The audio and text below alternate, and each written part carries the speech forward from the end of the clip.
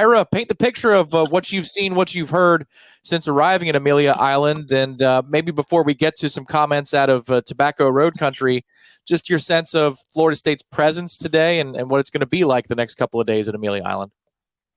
Yeah, it's definitely a different, just a different kind of ACC spring meetings, because you really probably different than any spring meetings of any conference ever, because you have generally what usually happens at these events is they're planning scheduling for the coming years. They're making rules decisions. They're making recommendations about what's going on in the sport, and whether it's football, men's basketball, women's basketball, or some of the other sports. And this is obviously a little bit different because you have, the backdrop to these meetings is Florida State and Clemson obviously are suing the ACC to get out of the conference without having to pay $300, $500, $600 million, whatever it is, or waiting till 2036. Meanwhile, the ACC has sued those schools, and they're back in North Carolina. So you have that going on in the background. And then, as you said, there were some other comments made today by trustees from the University of North Carolina. So it's a weird time. Like, this is supposed to be a time for the conference to be talking about short-term plans, but really, obviously, the big concern is the long-term future of this conference. So there were some long-term discussions emanating from a university, Ira, that has been interested. The athletic director says one thing, its board says another. You've got a trustee member speaking today on the record, according to, I believe, WRAL. And those comments you can find right now on warchant.com. Ira's got an article regarding North Carolina's concerns. Ira, what possibly could North Carolina be concerned about as it relates to the ACC or the ACC television deal? What could that be about? Yeah, so again, for people that have been following this story closely, which is probably a lot of Warchant's readers and Warchant TV's viewers, they probably remember that about a year ago, when Florida State had come out publicly and expressed their concerns about just the growing revenue gap between the ACC and the SEC and Big Ten. And for years, it was maybe $7 million, $10 million, $11 million a year. A lot of these schools felt like you could kind of overcome that with fundraising and just operating your department well. But now, as these projections come out, where the SEC has new deals with ESPN and the Big Ten's got their new deals with Fox and some of their partners, and now those schools and those conferences are going to be making $30 or $40 million more a year than schools in the ACC. FSU, Clemson really kind of started speaking up last year. FSU more vocally, but Clemson somewhat as well. And at the time, North Carolina's athletic director, Bubba Cunningham, kind of ripped Florida State and said that, all that barking was counterproductive and it wasn't really good for the league. And then a few months later, I guess it was towards the end of the fall, North Carolina's trustees came out and kind of slapped him down and said that, no, we're concerned also. And you got to remember, you work for North Carolina, you don't work for the ACC. Well, then what happened today at the spring meetings, as the spring meetings were getting started, the North Carolina Board of Trustees had their own meeting back in North Carolina up in Chapel Hill and kind of, I'd say, raised the ante a little bit. One of their trustees actually went on the record as saying he's advocating for North Carolina to get into a different conference that brings in more money. So, again, that's one trustee. He doesn't speak for the entire board. The entire board at the University of North Carolina has not made any decisions that we know of. But again, now you've got a third school, and really probably the highest profile member school in the ACC, kind of at the heartbeat. UNC athletics has kind of been the heartbeat of the conference. John Swafford, who was a commissioner for decades, was a UNC grad. They've always been tied at the hip. So now you've got them coming out publicly, which again, it just kind of dovetails with what's going on with Florida State and Clemson. Well, this is, a song that has been played out in Tallahassee. It's been played at Clemson, Ira, and some other institutions as well have spoken on the record with these concerns about where's the money going to come from. But that seems to largely always be the precursor to something more strong, to action that's more strong being taken by those member institutions.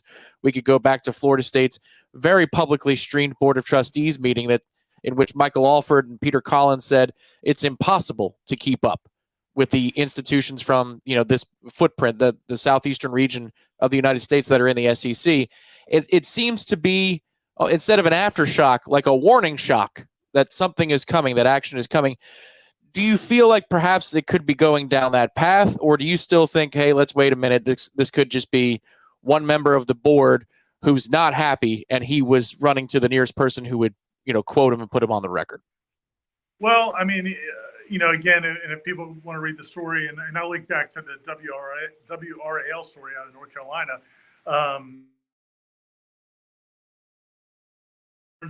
And I think, again, like when these things happen, a lot of times conversations are going on behind the scenes.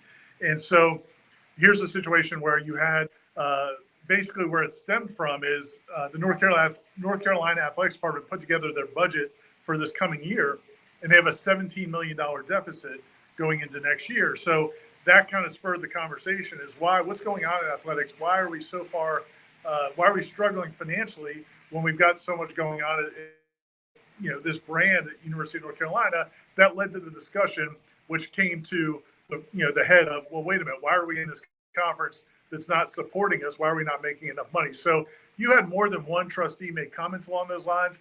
They actually are going to meet in closed session over the next couple of days. University of North Carolina's Board of Trustees is going to closed session to discuss this issue and also discuss kind of what they think about Bubba Cunningham, their AD, and how he's handling the situation. And Bubba Cunningham, when he actually, this all was breaking while we're here at Amelia Island during these ACC spring meetings.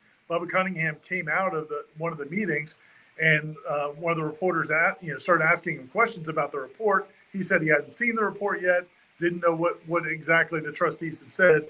But this is evolving in real time. And again, Bubba Cunningham before came out kind of defending the ACC, and now you've got his board of trustees kind of going after the ACC and also looking at his performance. So again, this is just, if you're a Florida State fan or you're a Clemson fan, you believe more schools that have issues with the ACC or more schools that possibly are looking to take action against the ACC, that should help your cause because, how many legal battles can they fight? So North Carolina hasn't done anything imminently, but this definitely feels, as you said, it feels like they're kind of going down the same path. It almost to me feels, Ira, like it's good cop, bad cop. I mean, the timing of this, really, you're going to make this quote happen while you've got dignitaries down there, ambassadors, if you will, from the university, the ACC meetings. Allow the board to be the bad cop so you can be the good cop when you're down there on the ground. Well, I haven't seen what they're doing. But it does seem to me like the next couple of days, Ira, comments from athletic directors, from other institutions that haven't picked a side, but maybe were a part of the quote-unquote Magnificent Seven, maybe would have a home in, say, the Big 12 or the SEC or the Big 10 if realignment took shape again in a big tectonic way. It seems like those are the types that might say something strong over the next couple of days. Would you agree with that, or are you looking for some juice elsewhere? No, it definitely could happen, but also what may happen is, again, it adds to the instability of the conference. And again, a conference is just made up of member schools. So when you had that situation last year where you had the 7 schools come out, and that was reported the day of the start of the spring meetings, just like this kind of came out, it caused a lot of consternation in those boardrooms. Now you have these ADs and these coaches at these different schools now wondering, okay, what is that school doing? What is this school doing? I thought we were all together. I thought it was just Florida State that was on the outside. Now there's 7 of you who might be looking to leave. Well, now here again, you go to, these schools already know that they're in a legal battle with Florida State and Clemson.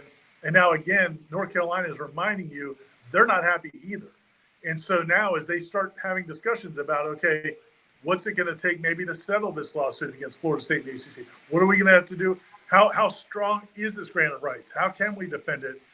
If you've got a North Carolina team lining up with Florida State and Clemson, that causes more concern for these other schools. So that's, again, I don't know how much publicly will be said. We'll have to see. But I guarantee you behind closed doors, these other schools are very curious about what's going on in North Carolina now. He's in Russ Voorhis territory on the east coast of the state of Florida, near Jacksonville Beach, near Orange Park. Irish Rafael reporting on Monday Smash from Amelia Island, and all the coverage from the ACC spring meetings will be coming to you via warchant.com over the next few days. Be sure to follow Ira's work. Ira, it's raining on the ACC's Monday parade today. Is that symbolic or what? Hope everything is good out there for the next couple of days. Appreciate it. I'll try to stay dry here. You guys try to stay dry back in Tallahassee. Enjoy that hand soap. Thanks again to Ira Schofel.